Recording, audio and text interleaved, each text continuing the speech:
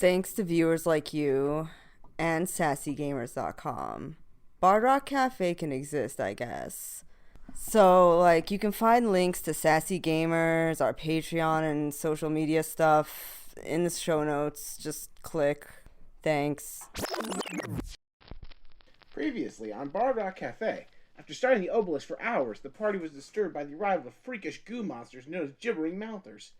No sooner did they fight off the mouthers, Saren the Traitor arrived. What does Saren have to say?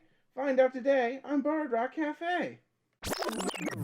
And welcome back, everybody, to episode 25 of Bard Rock Cafe.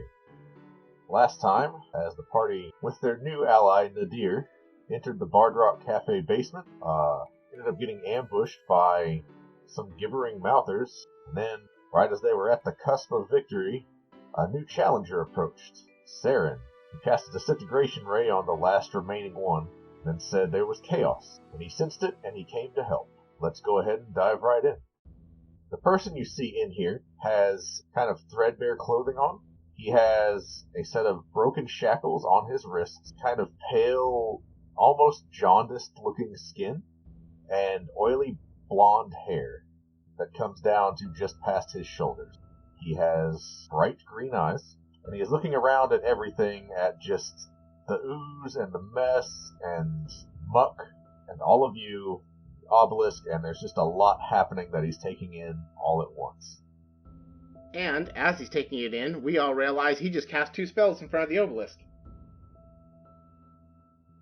Can I roll Arcana to see if I knew what Disintegrate was? I mean, I'm gonna guess I knew it when it kapow, but do I know why it went kablooey? Sure, roll Arcana. And then we'll get to the rolls. Okay, so an 11 plus 7 for a whopping 18. That's plenty. So you would know this is the spell Disintegrate. It is a 6th level spell. It is very powerful, and if it kills you, you just turn to dust. So, Rock, you're sitting here, and almost as a conditioned response, you're waiting for something wild magic to happen around the obelisk. Nothing seems to happen. Uh-huh. Can I roll Arcana to see if I know why? Sure. That is a 2. And I have plus, doesn't matter to Arcana, plus 2. You have a 4? Yep, I have a 4. Best you can tell, wild magic doesn't always proc, or sometimes it procs and you don't get to see the effect of it immediately. You're not sure. Maybe he's got bubbles. It's possible. Alright, so Brock knows Saren by name because of the town criers have been saying this guy is on the loose for a while, and he just showed up with, what Brock knows to be a member of another major gang in the city. So Brock, in the mid-corner of his eye, immediately looks to the Magister and, using his telepathy, says, "I think that's Saren the Traitor. Run to get help. We'll keep him busy." In telepathy. You're saying that to the Magister that's... Yep, I'm telling the Magister, we will hold back Saren the Traitor. You go get more guards. You know, Saren introduced himself. The Magister knows who this is, right? Because there are wanted posters with his face plastered on them, right? So the Magister begins to cast a spell, and then you see Saren snap his fingers and the spell fails. Kind of looks over and he says, "Beryl, do me a favor and deal with that one." And Beryl says, "Sure thing. Be happy to." Beryl pulls out a very, very large, jagged, kind of like a shark-toothed great axe. Starts walking over that way. Eppy's just going to look over and say, "Well, if you want to help keep the chaos down a little, maybe don't kill that one just yet. I know he's panicking a little bit, but admittedly, you just obliterated something off the face of Earth, so panic seems a normal response. I think we can cut him a little slack." Why are you siding with the Magister? I really don't want to watch somebody get hacked to death with whatever the hell that excuse for an axe is. I see. Do you know him? Not personally. Has he helped you in any way? He was helping us fight those monsters until you showed up. I see. So was I. To be clear, we had that situation handled. There was one of those left, and you killed it when it had... If I was going to assign a number between 1 and 30 to it, I would say it had like 2 left. And in fairness, he blew a 6th level spell slot on that one. That took a lot of juice. Maybe we don't want to piss off the guy who can do that. I'm just saying, like, maybe before we all start throwing blades and spells around, why don't we just have a nice, calm conversation, everybody? Now that I'd be interested in. That sounds reasonable. Beryl, just knock him out. You see Beryl kind of look just visibly just frustrated at that command. Is that acceptable to all of you? Yeah, that'll be fine. See you in the morning, bud. I kind of, wave to the Magister.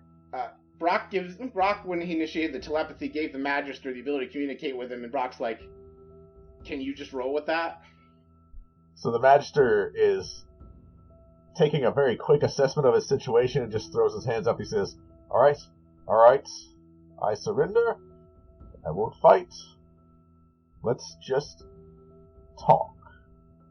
And Beryl is like towering over this guy, right? Beryl's looking at the Magister, kind of gets this snarl on his face and says, Saren, oh, let him live for the minute. So long as he doesn't do anything sketchy, he's fine. We can talk. So, you have an obelisk in your basement. Yeah, I noticed. Well, what's it to you, punk? It's giving off a lot of real chaotic energy. It got my attention. You and the rest of the town. We had this one coughing up pink bubbles there for a little bit. Quiet as he's been all year. Which, at this point, Saren does look at the rain cloud that is currently above Brock's head. Is that one of the... That's the obelisk as well? Oh no, that's my pet rain cloud, Charlie. Right. Well... He's a real wet blanket. Now this is just a Tuesday for me. This happened yesterday, too. It's actually the first time it's repeated. So, Beryl tells me that you all were part of the reason he was able to get out of prison without any hindrance. He also says you're pretty skilled. Especially you, big guy. And he points over at Armbar. Any chance you're looking for work? What kind of work you thinking? Wealth redistribution. Well, I only do what my boss tells me to do. And that's in there. And I point to Brock. I respect that in an individual. So what do you say, Brock? Well, why don't you tell me more about how this would work? Well, we're going to break into a noble's mansion. We're going to steal all the healing potions they're hiding. And we're going to give it to the temple. You think I can sneak into a mansion? What, you nuts? So I don't know if you heard about a slight incident with like a monkey's paw, or any of the reasons we know Beryl. Yeah, stealth is the opposite of what we can do right now. Because every time we try doing anything sneaky, this happens, and Brock just points over his head. Or this happens. And I pick up Minibar. So, at this, both Beryl and Saren are both just like... They have that, look on their face, right? What's stopping you guys? Sorry, go ahead. What's stopping you guys from doing this work? Seems like it's up your kind of alley, criminal. Nothing. But I figured since you also were in prison that day, you might want to help out. Depends on the noble. You could say that we're on a run from the law. Wait, you guys were in prison? Shh. Very briefly. It's okay. It's a long story that I was hoping would not get any additional chapters. It's alright, buddy, my pal. You don't have to worry about a thing. You're cool with us. Alright. Yeah, don't worry about it. We made parole the same day. Now, no more questions. Yeah, Brock waves his hand like, you don't want to know anything further about us going to prison, and rolls persuasion. Can I roll persuasion? Yeah, you can roll persuasion. That's a 2, rounded up to 10 because I have Bard College Eloquence. So plus 8 is 18. That's so cheap. Ha! You literally rolled a 2. I rolled a 2, but because I have College Eloquence, it's a 10. That's so That's dumb. what the college degree is for. Yep, Brock studied in persuading people. Oh my god, you're a communications major. Oh, great. Yep. So, the deer, you can either roll... I No. don't even know. Or you can just decide how influenced you are by that roll. I'm not going to force you into something because it's your character. All right. Everyone's got stuff that happened. It's cool. We all got baggage, alright? Yeah. I got a son now. Who thought that Armbar would be a father? I mean, I sort of do too? Question mark? And Brock points at Muck. Poor sad Muck. The family over in the resemblance corner. is definitely present. Muck's just over in give- the corner.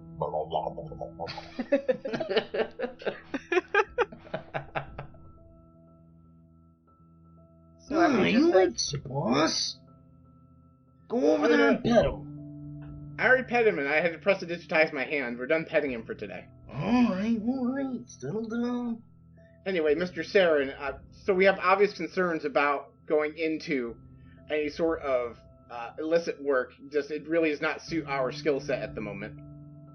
But we have no quarrel with you. I do have one question, though.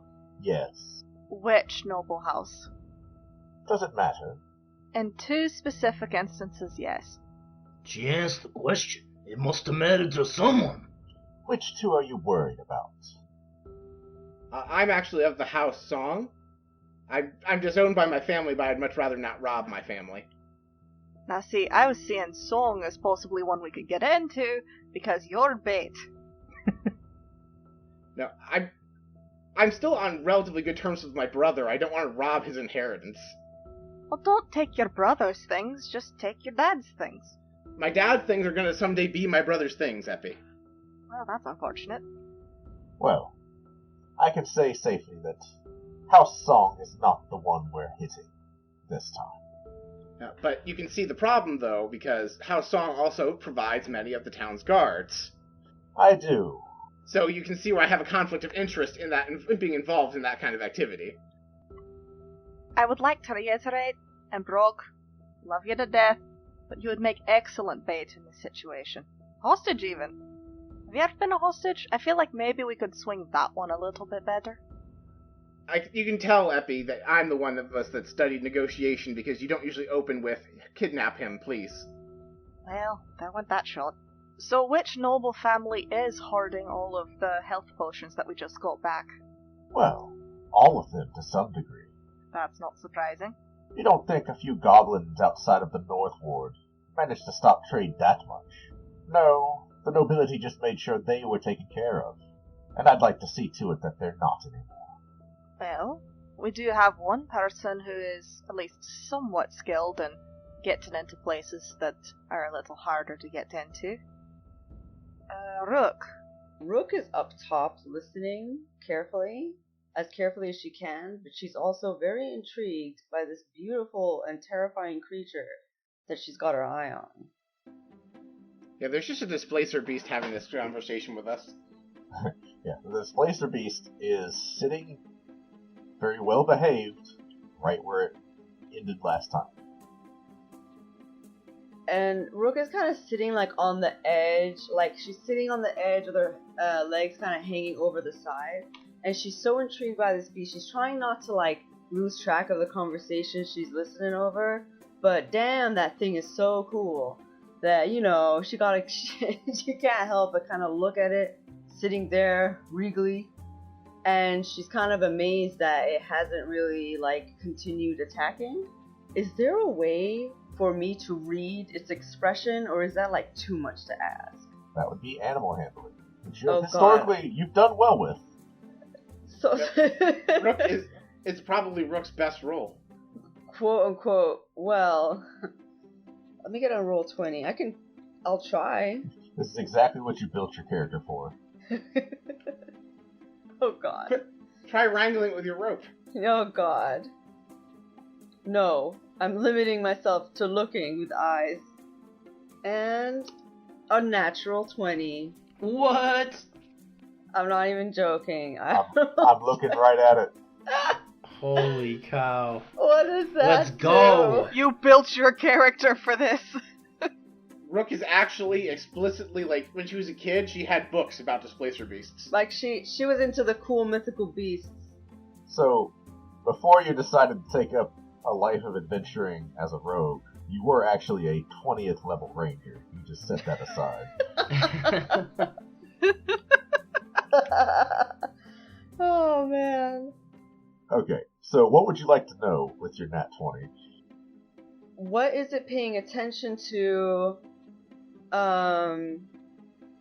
What is its mood? Those two things I'd like to know. Okay, so you're looking at this displacer beast. Mm-hmm.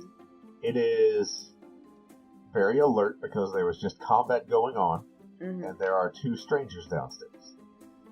The beast is keeping a watchful eye on Saren and on Beryl.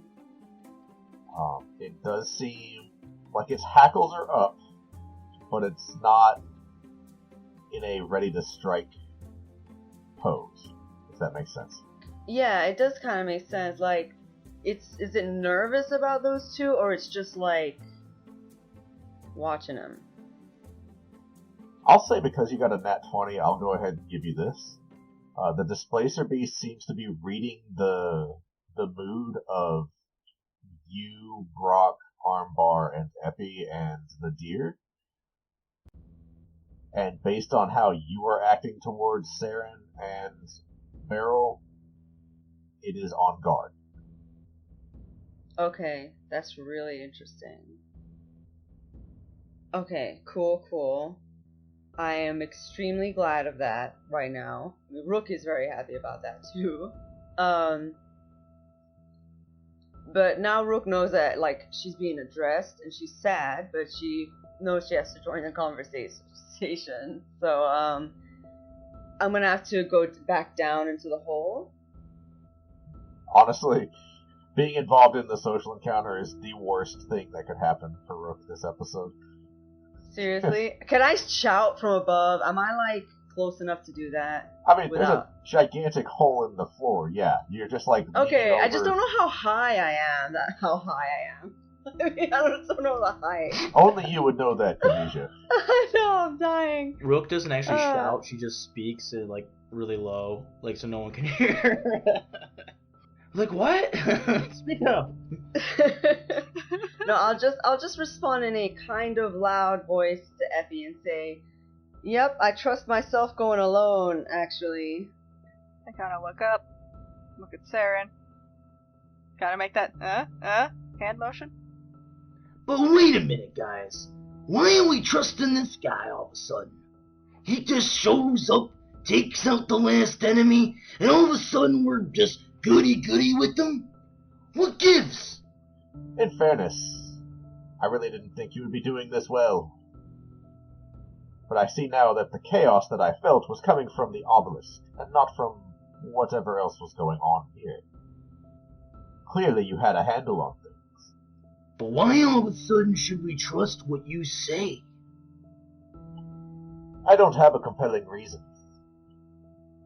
Why do you put so much trust into us? You were in prison with one of my colleagues, and you helped him out.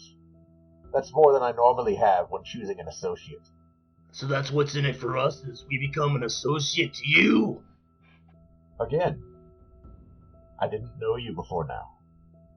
Well, since you're into redistributing the health potions, just to make sure, since, as you said, we don't have much of a reason to trust you yet, how do we know that it's actually going to go where it's supposed to and not into some of my old clientele back down in the Docks district?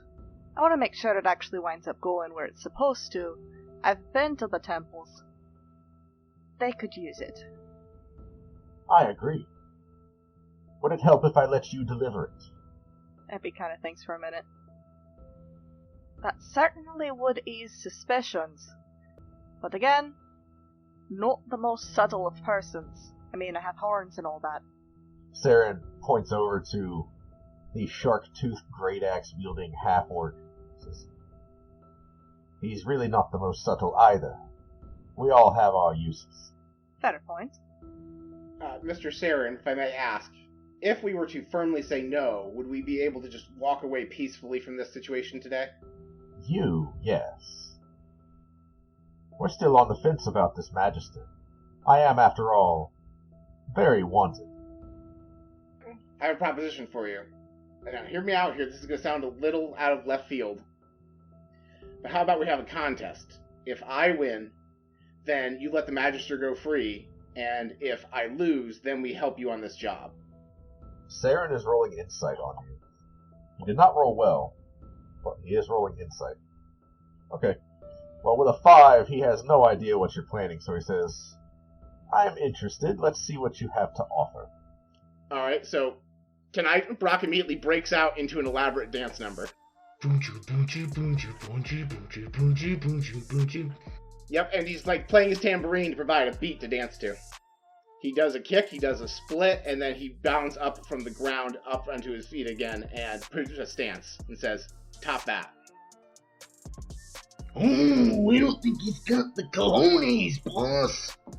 Alright, I rolled a 10 plus 11 for 21. I'm going to invoke the Tides of Chaos.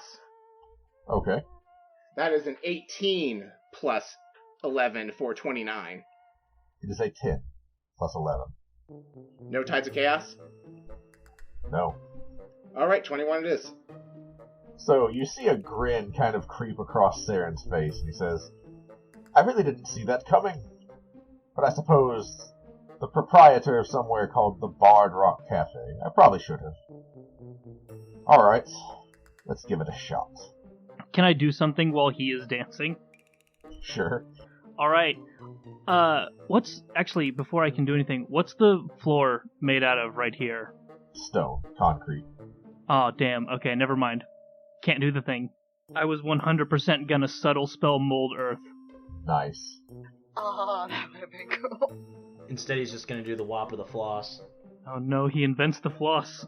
Not gonna lie, Justin, I really thought you were gonna dance, and I was gonna get so excited. Absolutely not. Dear listener, when episode 2 aired and the character Saren the Traitor was mentioned by name, I said to myself, when I meet that character, I'm challenging him to a dance-off. How he doing? How's his moves? He dances very well. Not as well as Brock, but he is about in the 19.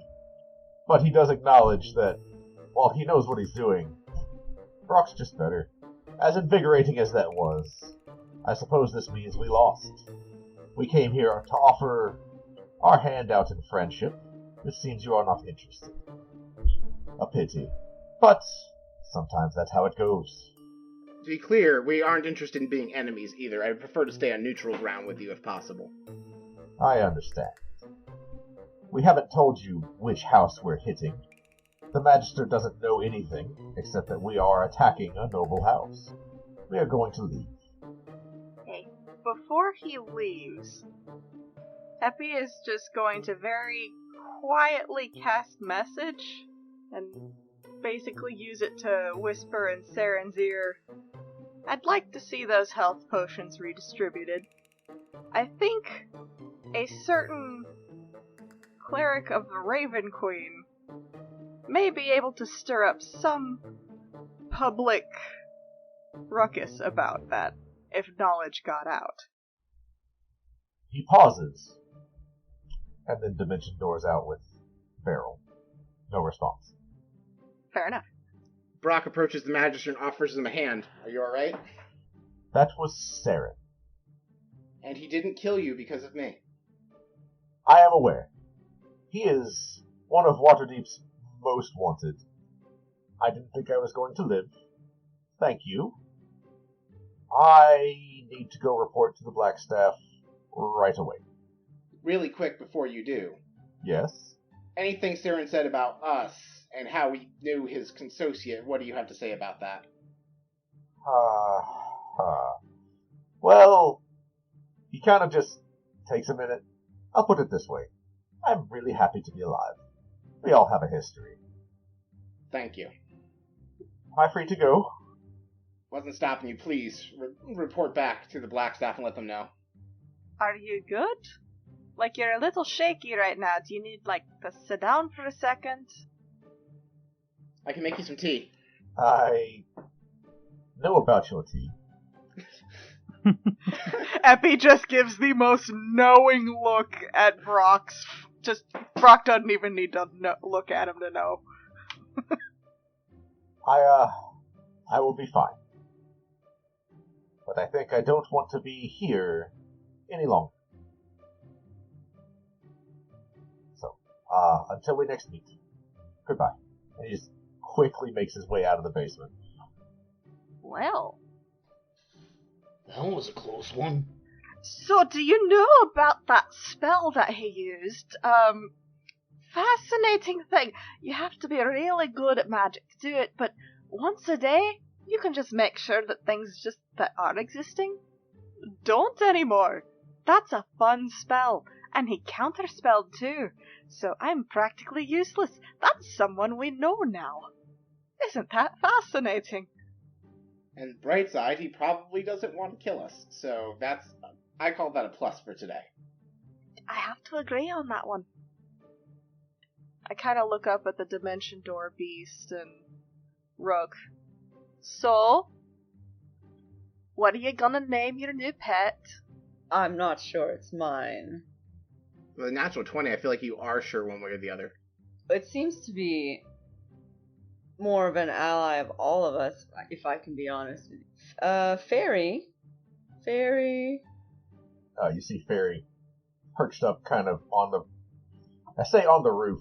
You see Fairy perched up there because there really isn't a roof. There's just like... 2 loose boards. Yeah. Fairy is perched on the remains of, like, the crossbar. Yes? You can come down here for a sec. Okay. Fairy comes down and perches on your shoulder. Fairy, how about you introduce yourself to our new comrade over here? I want to see them interact. So Fairy sees a displacer beast. And, she is your familiar. So she will do it. She doesn't seem excited about it. Okay. But she does kind of just land right in front of the displacer beast and says, "Hello, I'm Fairy." And the displacer beast just looks at her. Okay. Fairy, come back. At least we know it's not going to eat you. Real quick, Fairy just zips back onto your shoulder. Alrighty, I'm gonna see if the beast is gonna follow me. Wait, are you guys exiting the Bard Rock at all? I just thought you were for some reason. Well, we were studying the obelisk when that happened. Does anyone have any idea what happened? Like, I mean, I know we technically know a bunch of monsters appeared. Do we have any idea why? Epi just turns to new grandpa. So, you seem to have the experience that comes with age, and you've also seen this before, apparently. Any ideas? Yeah, spill it, old man. Well, I didn't see that exactly, and also I was blind the whole time. So, I don't know. Oh, blind. Oh. We got ourselves Epi. a joker. Epi takes out his book and writes, "Make sure to get old man some glasses." You need some spectacles. Some bifocals, even. Brock pulls out a piece of paper and writes, "Invent bifocals" on the to-do list.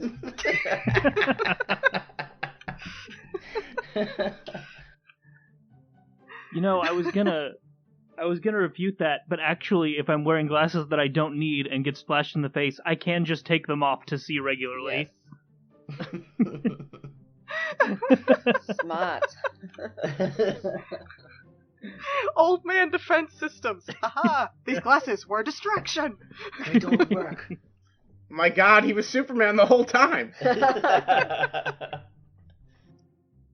So, resident magic expert, do you have any insight as to why that happened?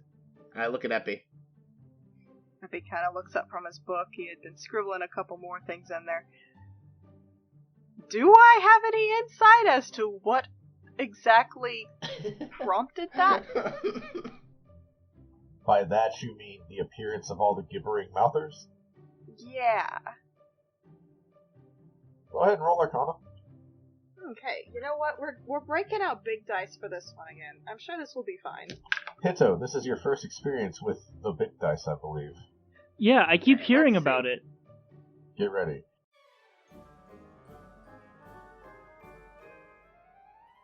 Of Mice and Men and Monsters is a podcast which combines the art and beauty of classic literature with the fun of Dungeons and Dragons roleplay. These episodes are led by me, Kate, Dungeon Master meets high school English teacher. We take on quests in these fascinating worlds, meeting and adventuring with the greatest literary characters of all time. It's a much more exciting way to experience literature than writing an essay. Essays don't have swords which burst into flame. A new episode of Mice and Men and Monsters is released every other Wednesday, wherever you listen to podcasts.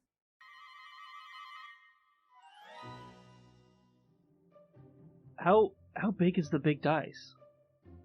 Well, it's roughly the size of the palm of my hand. Anyway, so here we go. 17. That's fine. That wasn't the big dice. I know what the big dice sounds like. It sounds like you just killed a man. Oh, sorry, here. Like that? No, it's fine. You need to roll it Oh, on top 50. of the microphone. No. I don't remember which episode it was, but there is definitely one where it says, womp. Stephanie had a different mic that episode. It was picking up the sound differently. True.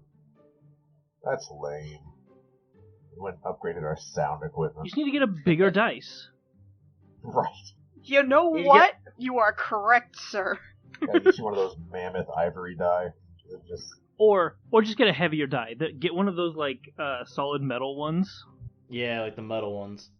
Yeah, get one do like a have solid another metal one one. the size of a baseball. That feels like overkill, but sure. yeah. Let's not actually damage the furniture. Let's just. Anyway. So you said 17, Rage right? Against the Machine. Thunk. And my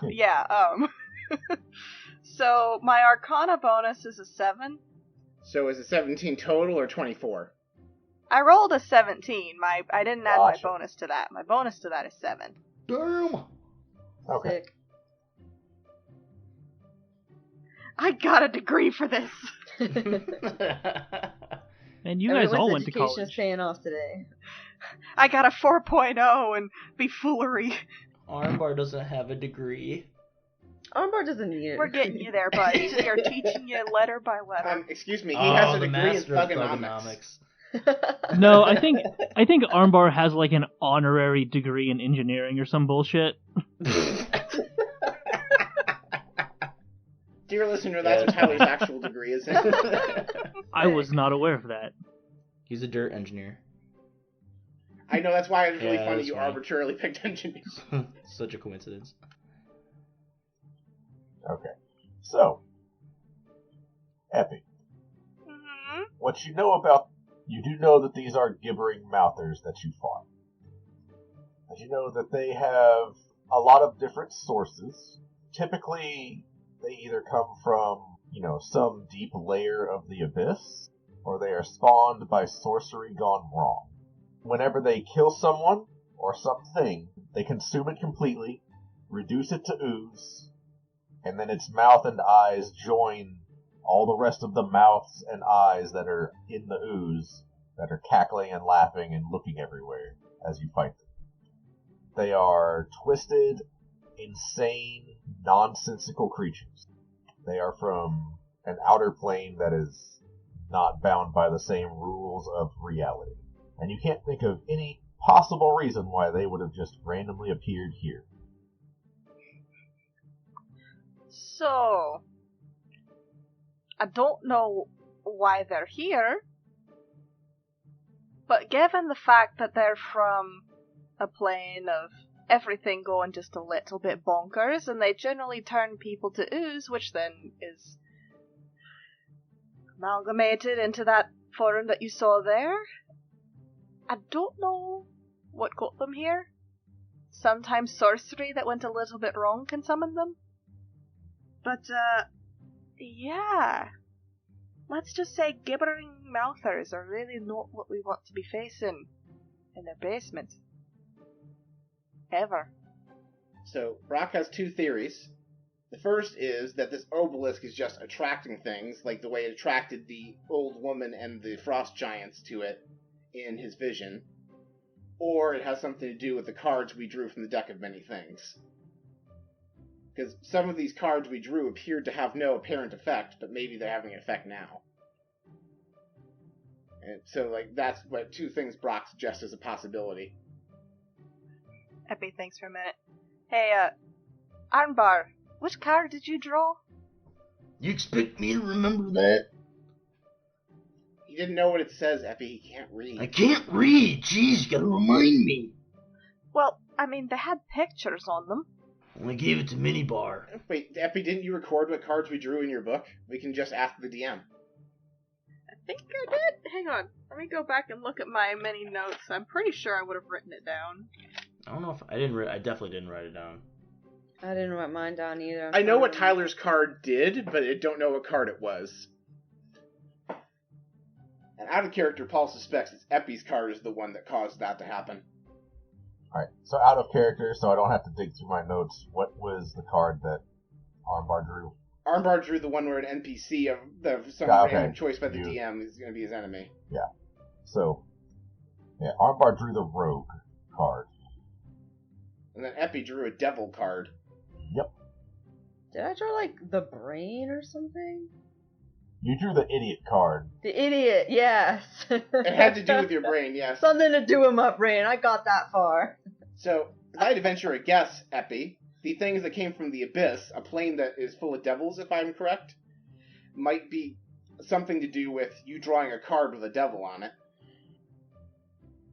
Epi kind of looks at the remains of the gibbering mouthers. If that's the worst that it did, I'll count myself lucky. Now, we could test whether or not it has to do with the obelisk and just sit here for several more hours. You know me, boss. Me and Minibar are always ready to rumble. Epi casts, let's see. Cantrips, the message cantrip didn't trigger wild magic, right? It did not. Yep, to the best of our knowledge, cantrips do not trigger wild magic. Well, I could cast a spell, see if any other horrible creatures show up. I could rage.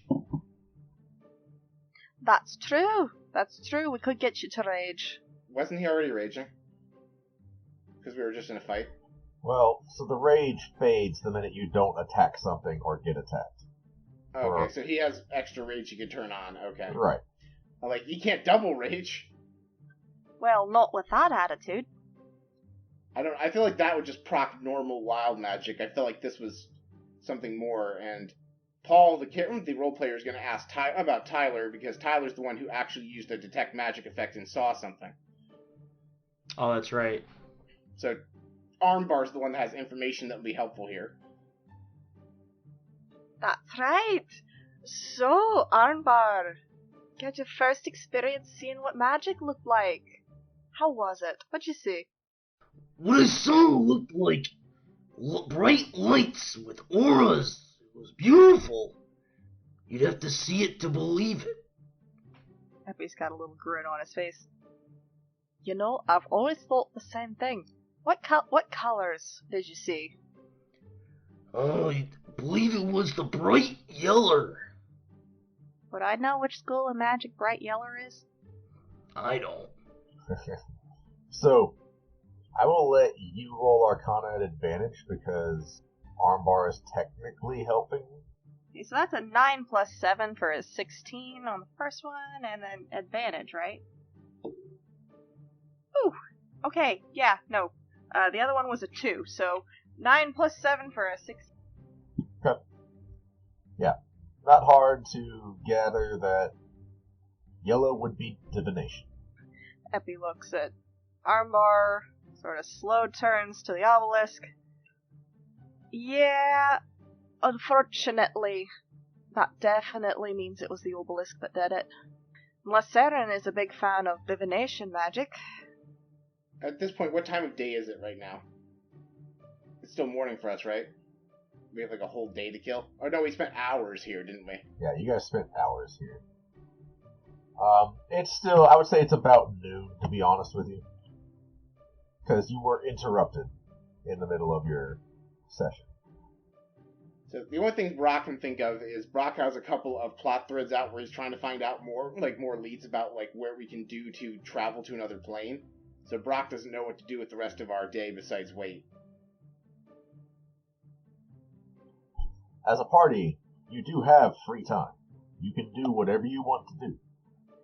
Should we do something about the fact Sarah's getting ready to rob those noble houses one way or the other? Oh, actually, Epi, you wanted to get the word out about the nobles hoarding potions, right? I do think that would probably be appropriate, but depending on who we tell, you're either going to get a riot, or you're going to get an intervention. Well, in the immortal words of a band that Brock once listened to once, let's start a riot. Well, I do believe I have a certain city guard that has 3 friends on death's door that might be willing to listen to the divine wisdom of the Raven Queen.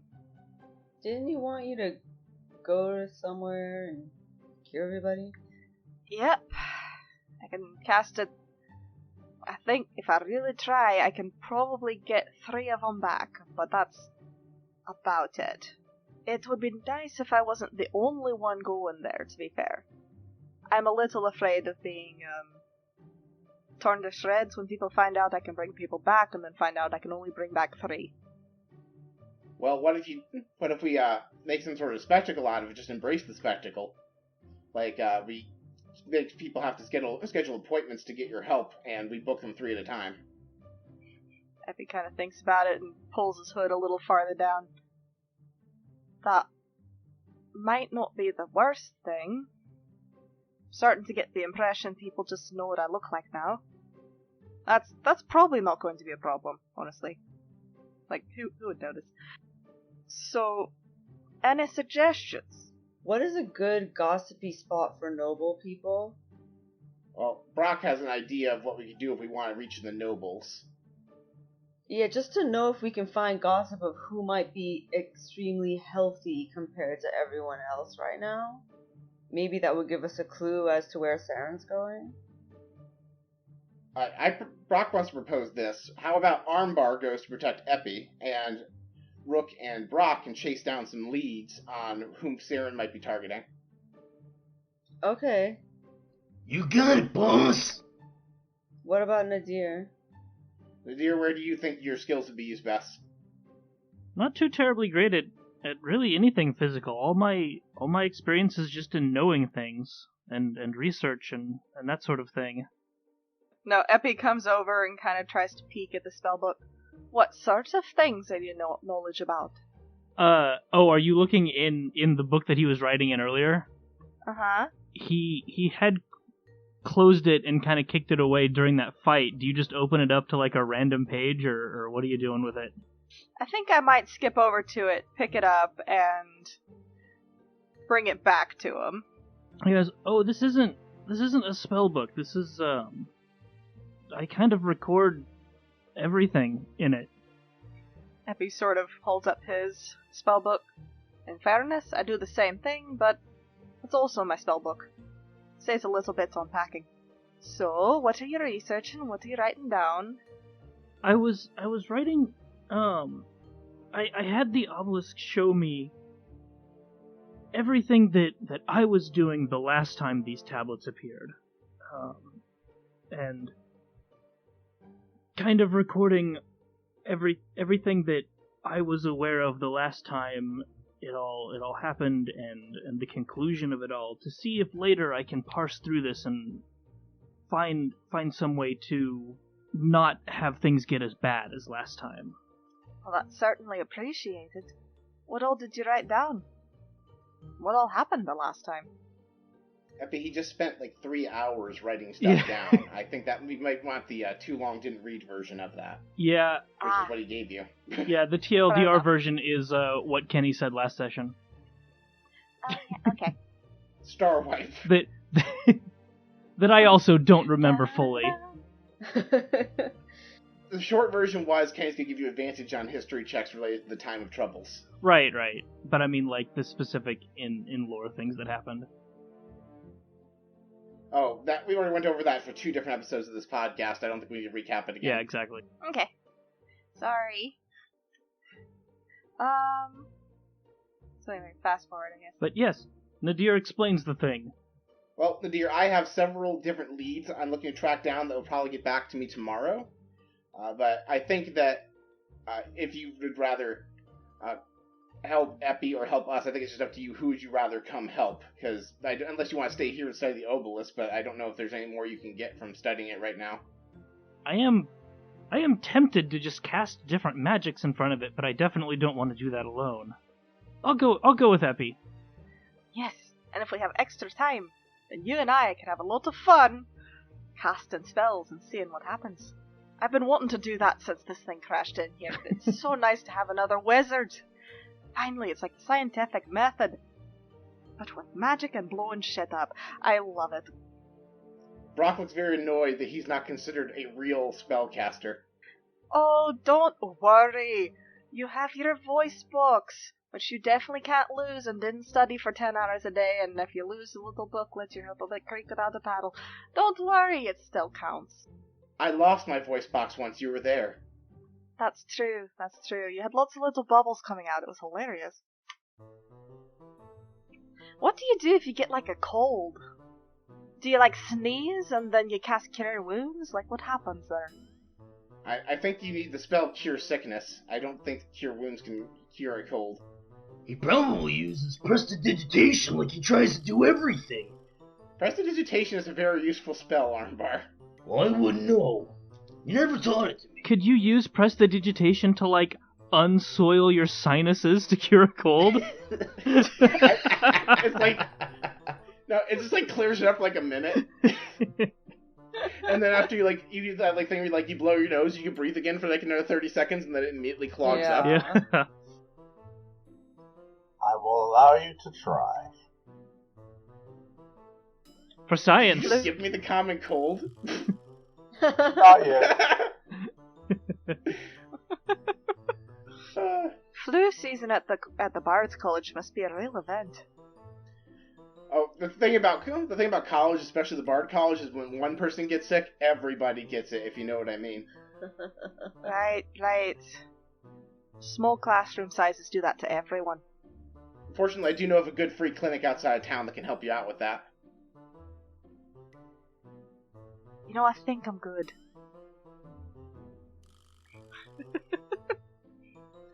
Alright, so I think we're good to part ways. Epi has some people to undeadify, and Brock has a lead he wants to chase down.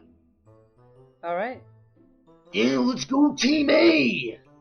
I christened our team name A. That's fine, we're Team 1.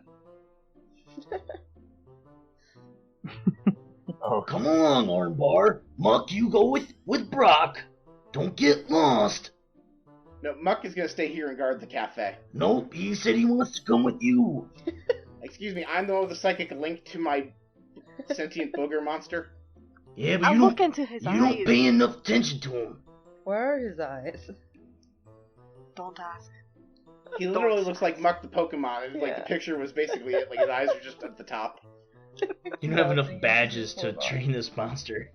so like, it's a muck monster, right? So like, it's focused on you, but then you watch one eye just kind of like start to drift off to the side, like physically drift to the side. See, it's crying. It wants to be with you. And then his armbar starts like talking really aggressively about it, snaps, like physically moves back to where it's supposed to be and snaps attention to armbar. No. See, he knows. I know the feeling of a monster that wants to be loved by its mother or father, whatever you want to be, but you need to be there. Like I am with Mini Bar. I just put a hand on Brock's shoulder. Don't be an absentee parent, Brock. Oh? Brock casts his prestidigitation on Muck. What does that do? You monster! Accept your child, Alia. You savage! Buck begins to physically melt into the floor. No. I say, does it make just 1 cubic foot of him disappear? Just a cubic chunk out of the middle? Muck smells a little less like bile and sulfur. He still smells just bad. Alright, we're in, like, the wine cellar, right? Brock goes and finds an empty wine bottle and scoops Muck up into it and corks it. Muck is not going to fit into a wine bottle. You can get him into, like, a whiskey cask. Fine, a whiskey cask it is. Sure.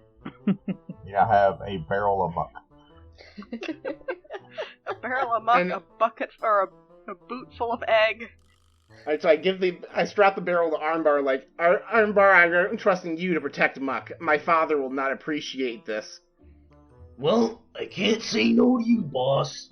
I guess I'll lug Muck around. If anything gets sketchy, just let Muck can help you guys. Eppy thinks for a minute. Sighs deeply. That's a good point. Alright, fine. Just an excuse to not have him for the weekend. I know. I'll take him to a baseball game next weekend. Promises, promises. When are you going to keep one? I generally keep my promises. I challenge you to name one time where Brock made you a promise he didn't keep. When he told me I'd have a job at the Bar Rock. Look at where we are now! Oh, that was good. Well, champ, I really don't know if even he's got a job at the Bard Rock right now. Maybe that job's just in your heart. And your wallet. The Bard Rock doesn't even have a job at the Bard Rock right now. Yeah, fair. This was my retirement plan, Epi. You wanna go make some diamonds? Alright, let's go.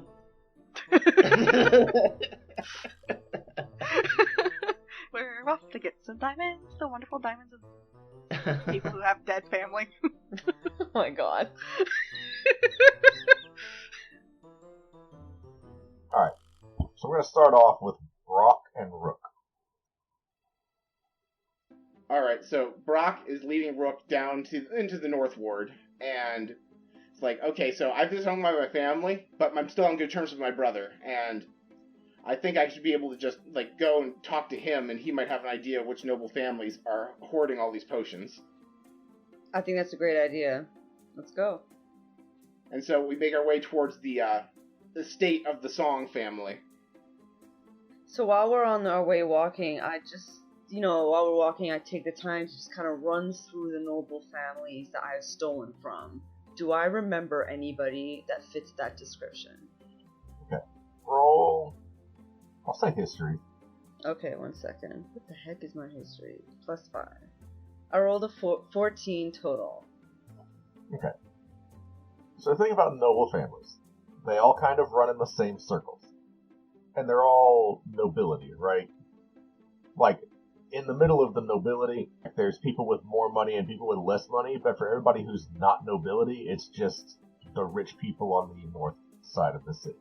Pretty much any of them could be the ones hoarding healing supplies. You would also kind of intuit that, yeah, if one family had the healing supplies, they would probably spread it around as a favor, or as like a way to gain, basically like to curry favor, to get favors in return. You know what I'm saying? Yes. Influence. Yeah. Alright, so no one in particular, but I get the pattern. Make your way to kind of the middle of the North Ward, where the Song Villa is located. Is it pretty? It is, actually.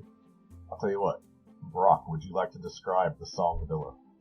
So, unlike Brock, who is very over-the-top and showy, the Song Villa is very conservative and staunchy. So it's like, it is like the right size and decorum to be like, I'm a noble house, we have money. But it doesn't have, like, the extravagance of a noble house.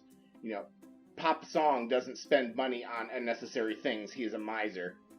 So there's no lush decorations, there's no statues. It's just very much like, You have like busts of the different patriarchs and matriarchs of the houses. You like look around, but you don't see like extra statues. You don't see like any of the extravagance you'd see in one of the wealthier noble houses normally.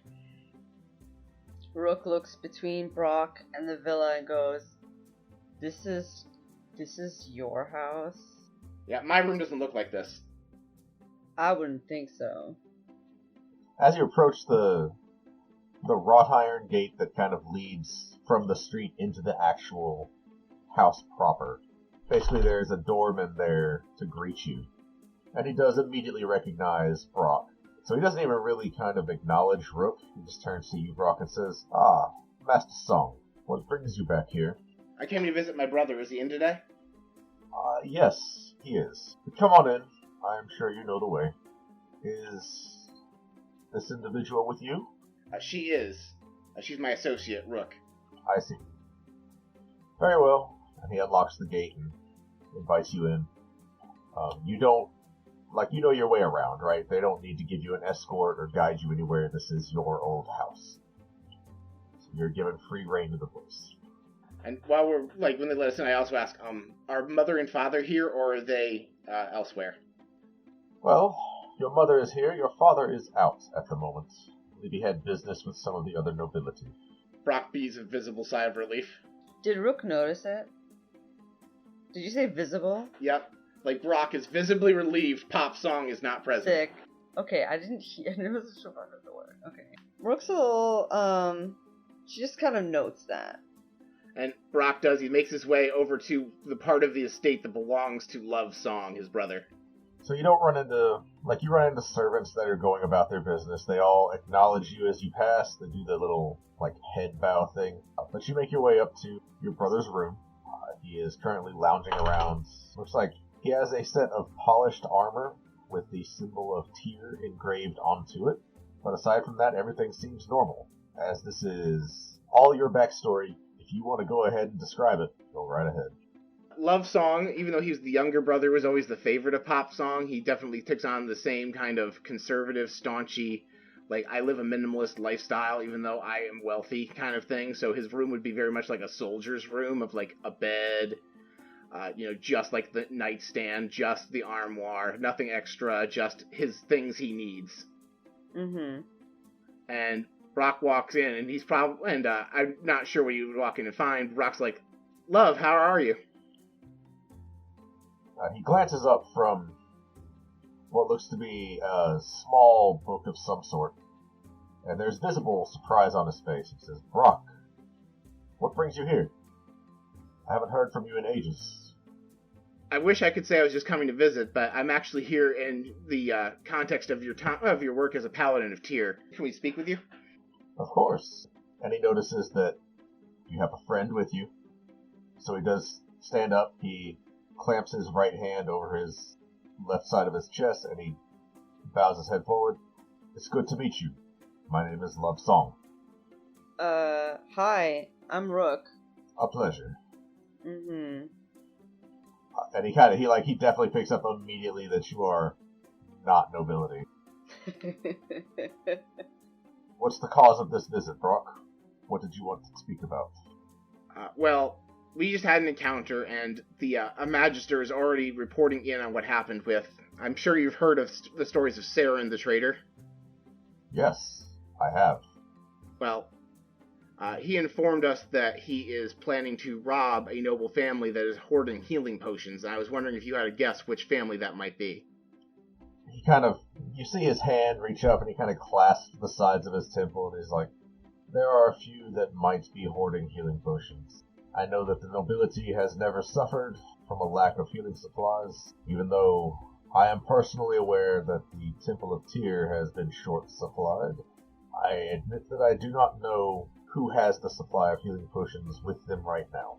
It is not us. Father may know, if you want to ask him. I'm not sure I'd recommend it." I'm not sure I'd recommend it either.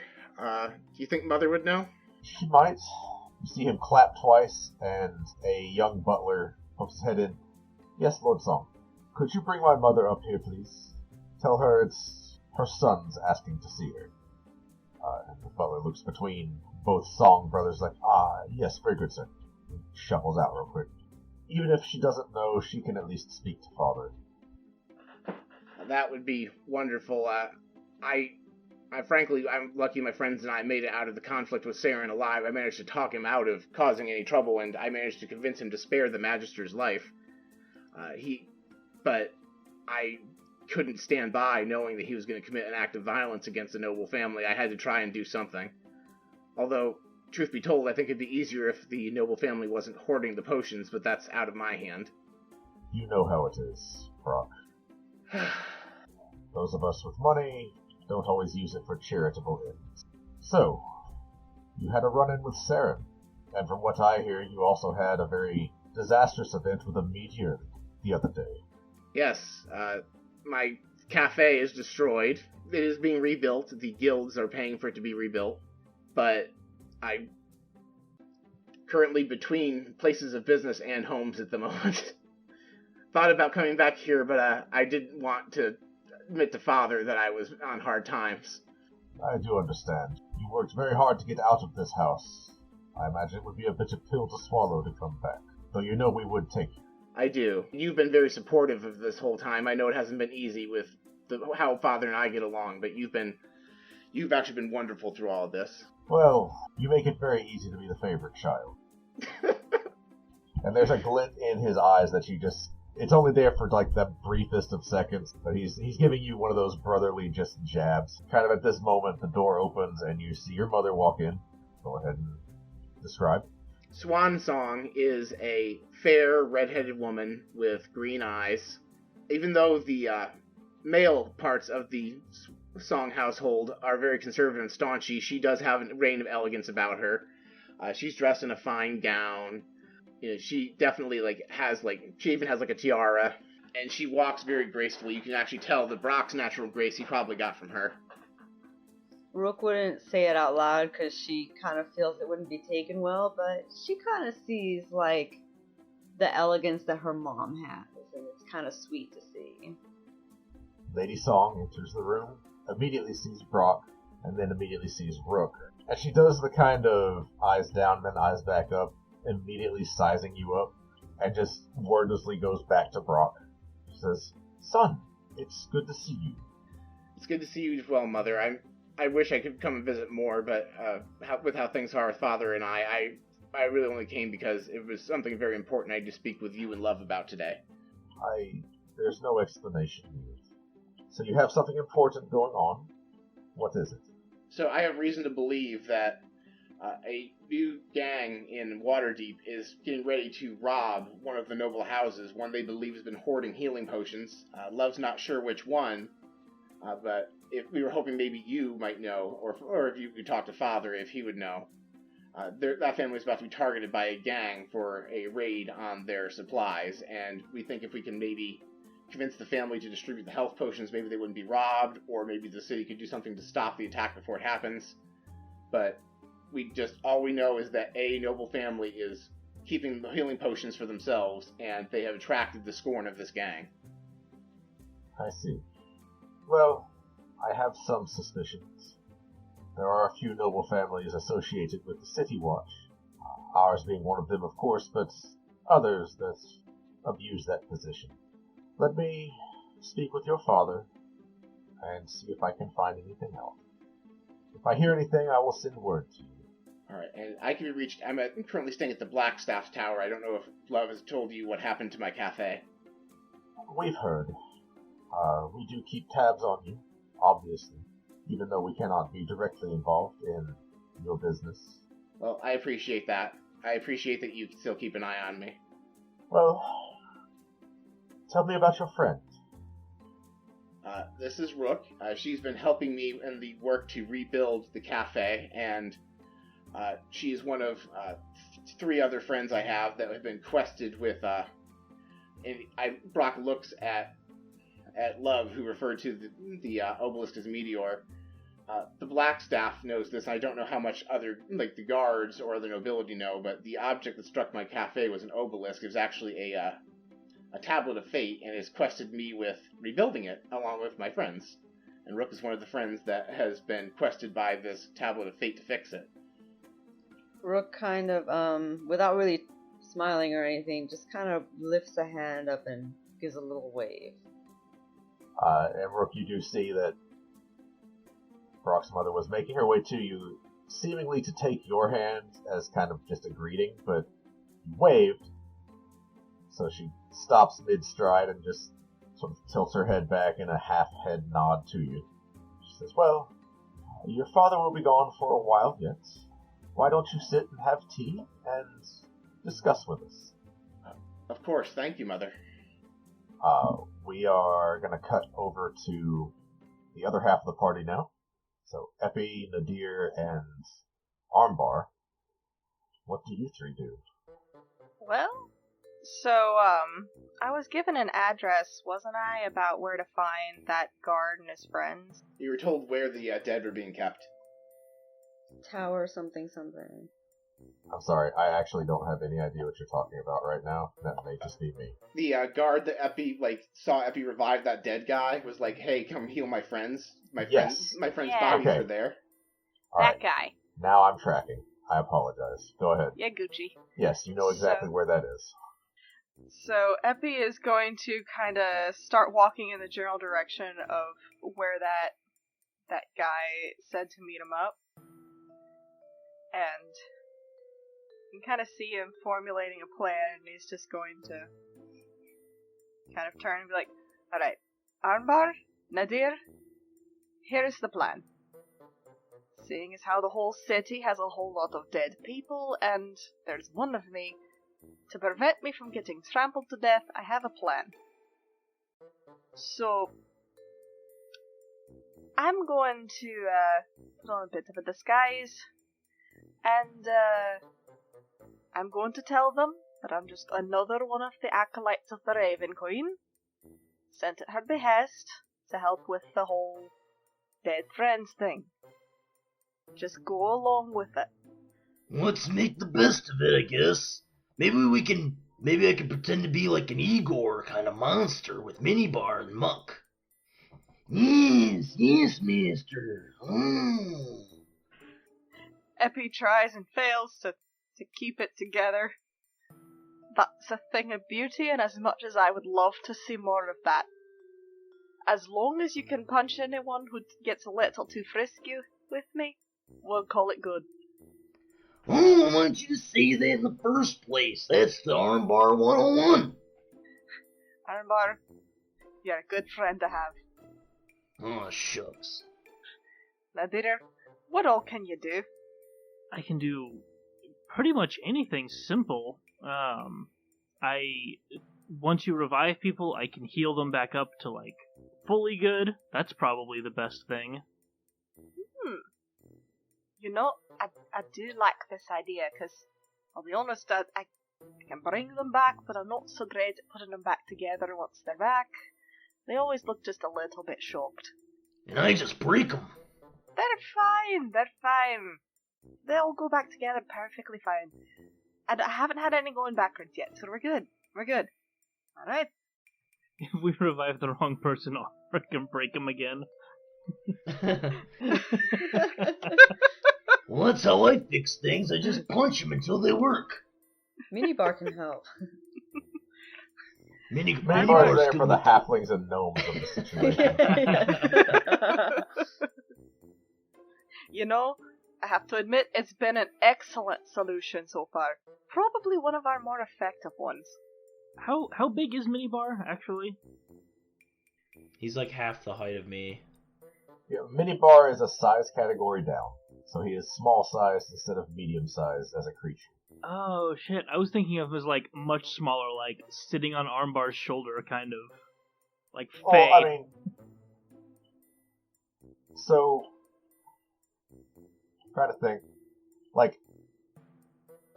prepubescent child, right? Yeah. So, still tiny, could definitely still sit on Armbar's shoulder in particular. But also,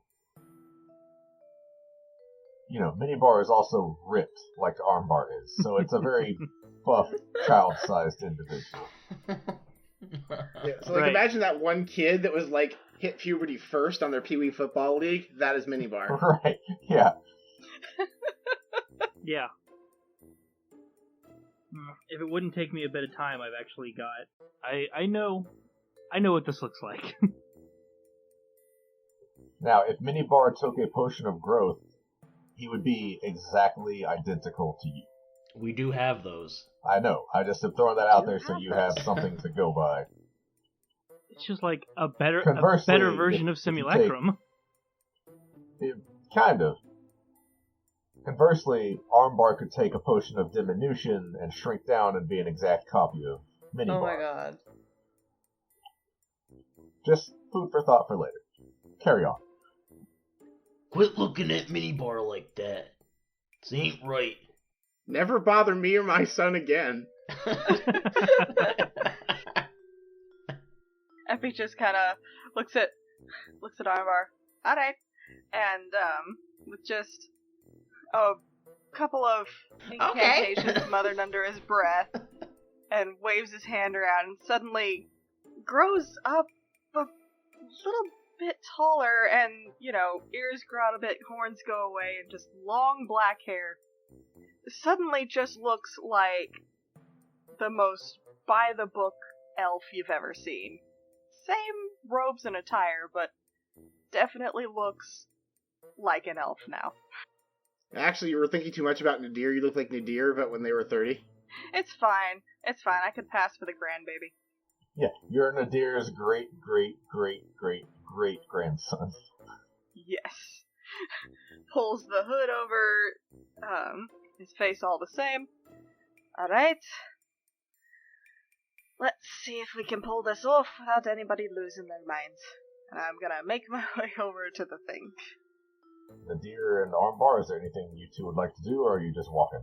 Yeah, I'm just following Epi. Just walking. Holding on to muck. That's right, you do have a barrel of muck on your back, don't you? Yeah. This is totally fine. Is that going to be helpful? I want you to know, in my head I was like, Divine Sense is off right now, and that's probably really good for you guys. It's fine. Sir, your barrel is demonic. Are you aware of that? Don't worry, it's for the grad students. No, it's the troubling smell that's gonna get them caught. This is our boss's son. That's worse. That's so much worse.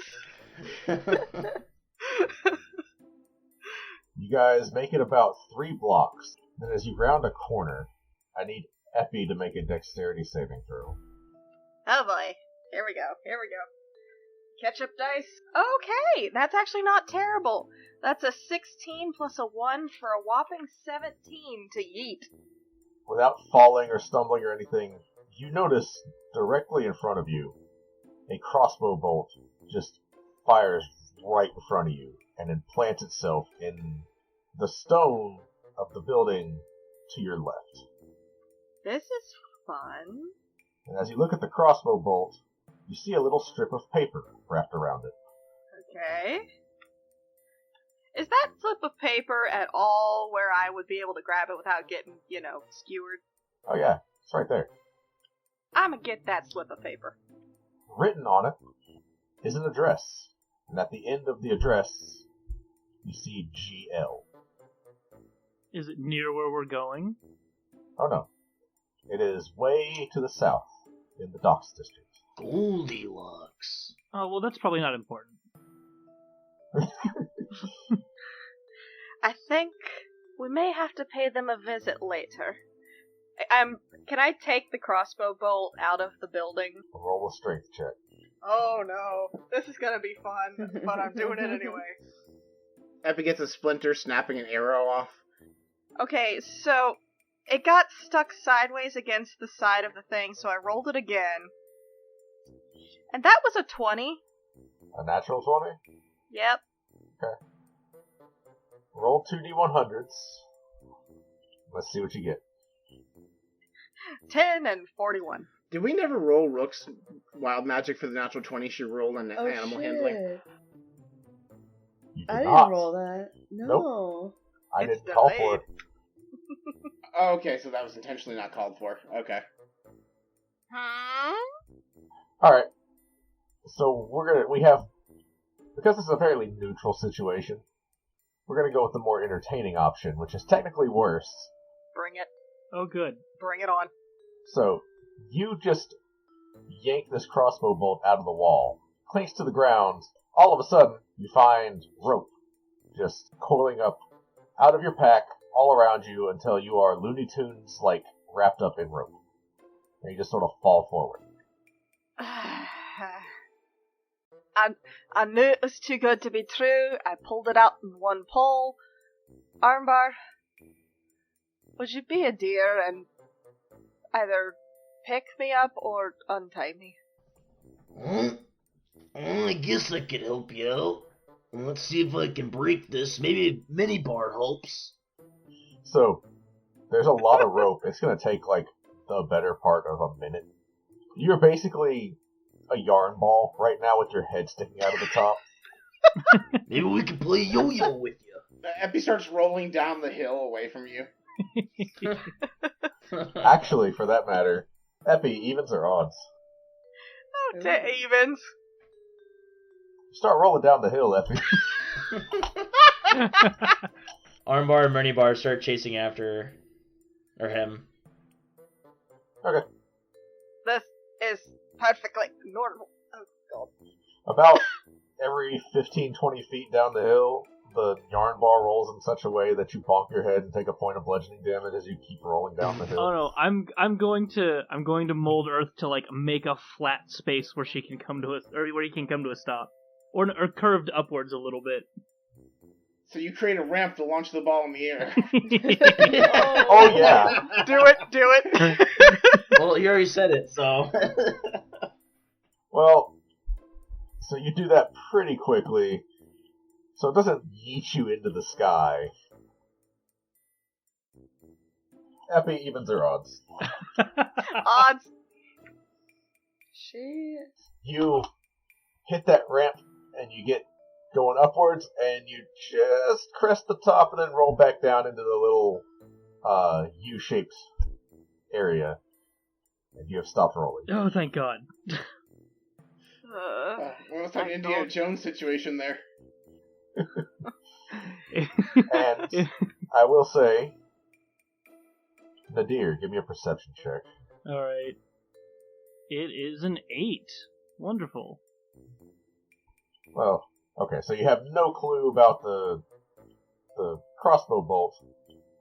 You do notice that Epi's book is on the ground next to your feet. Oh. Question, did Epi proc Wild Magic when they cast Alter Self? Yes, actually. Oh, dang it. I'm working on a rope, by the way. 98. Ooh. That's a really high one. If I get wish, that obelisk is going back together. Well, you don't get wish. I don't know what 98 does, though. So for about a minute, your hands are made of solid gold. Oh, that's gonna be They fun. still function normally. Whoa. You just have golden hands. Welcome to the club. Yeah. Are they as heavy as solid gold? Epi has to pass a strength check to keep them with their hands up.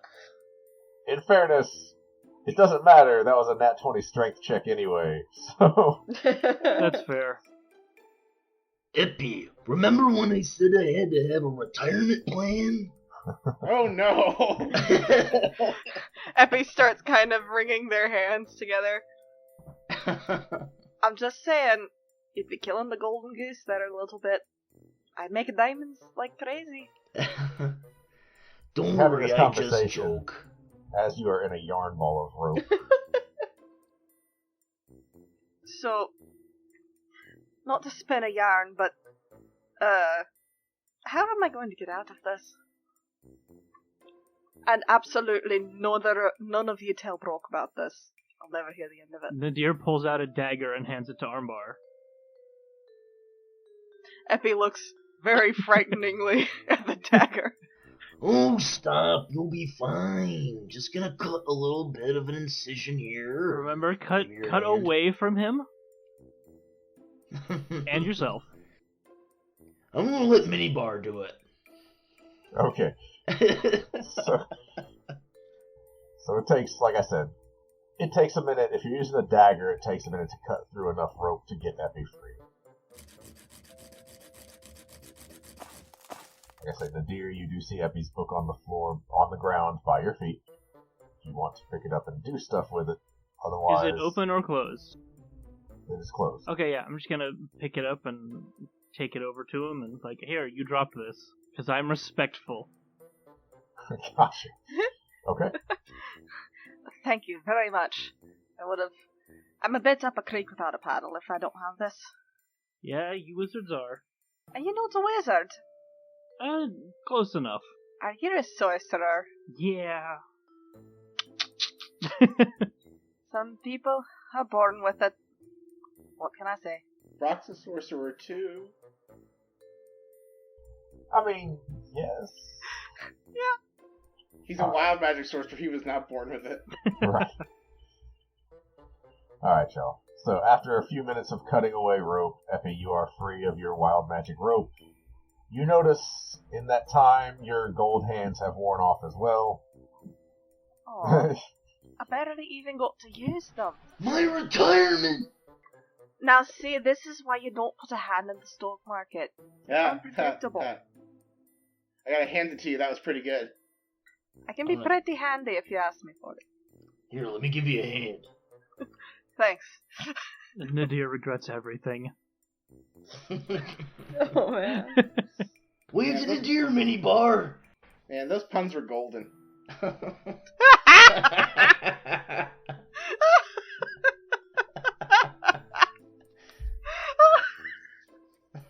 4 more gibbering mouthers spawn. As we deal 4 points of psychic damage to the DM. Justin also regrets everything. Well, that's going to be where we call it tonight. We will wrap up the guard station resurrection boogaloo that Epi has planned at the start of next session, and we'll go from there.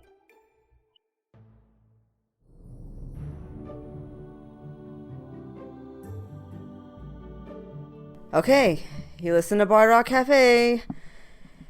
Get on to sassygamers.com and listen to more episodes. And become a patron. I'll read your cards. Do it. Patreon.com/BardRockCafe. Till next time.